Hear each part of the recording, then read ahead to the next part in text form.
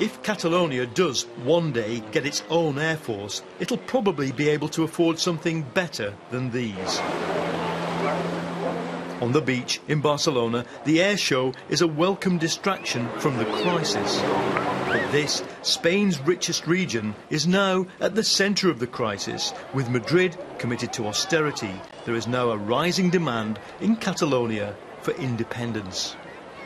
My feeling is that the Spanish government has totally rejected what's happening here. They've spread rejection and hate, with comments calling us the damn Catalan that doesn't want to collaborate. Now, a lot of people are not only feeling this in their heart, but in their pockets too. And the feeling is that they would be a lot better off if they were not a part of Spain. If we put those two feelings together, I think we are relatively close to reaching our goal. I think we are on the right path. For Catalonia, it's a path often dreamed of but never taken. The regional government here wants at the very least fiscal autonomy. They've called a snap election and threatened to hold a referendum on independence. But could this iconic Spanish city ever leave Spain? At the HQ of the ruling party, I've come to meet one of the men who'll decide that. In terms of industrial, also tourism, also... Oriol Pujol is one of the leaders of the Convergence and Union Party that runs the region.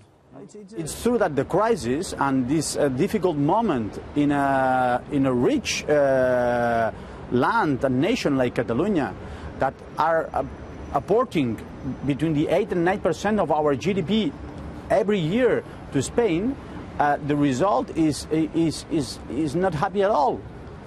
Because there are double of cuts in terms of social services, educational services, health services, double cuts of the rest of Spain, and double taxes. So it's really disbalanced. So we must solve that. If I don't solve that, someone gonna solve that. More radical parties? Probably. Catalonia has a powerful hand to play. It's the industrial powerhouse, rich, a kind of Spanish Germany. Until now, nationalist politicians here have played that hand to get concessions from Madrid. But Madrid now can only offer austerity and has repeatedly denied the region's attempts to gain more autonomy. During the last 10 years, a lot of decisions have been made in order to keep a historical separation between powers. In Madrid we had the political powers, but in Barcelona we had the economic powers. What now they are trying, in a very clear way, is to concentrate economic and political power in Madrid. And this is what made Catalan politicians decide to act. The Catalan government now wants an independence referendum, legal or otherwise. If the legal process doesn't run good enough, we wouldn't stop. You will have a referendum? It could be impossible to avoid it. If they ever do become a country, they will, of course, have no trouble forming a football team. At this soccer bar on Tuesday night, as their team trounced Benfica, the Barca fans were in no doubt about what's changing. I feel absolutely Catalan. I feel absolutely Catalan. Well, I mean, in my passport, in my IT, it says that I'm Spanish, but I'm not. 2 or 3 years ago, people would tell you, hey, that independence thing will never happen. Don't be too excited about it. Don't expect too much. And now, after what has happened in the last month or month and a half, it is amazing.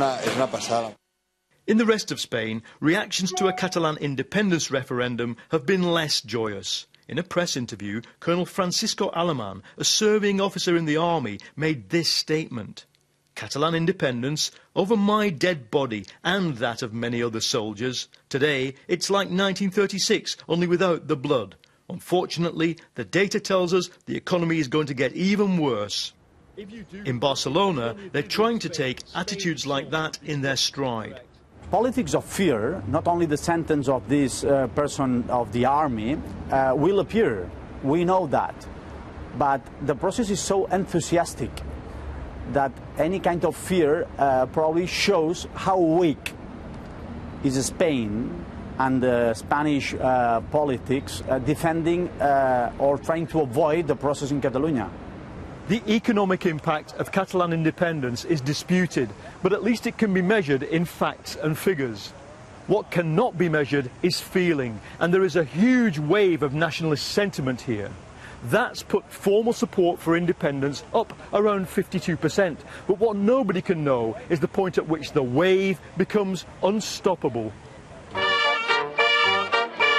It's just a folk dance, but to Catalans, the sardana, performed outside the cathedral every Sunday, has massive significance.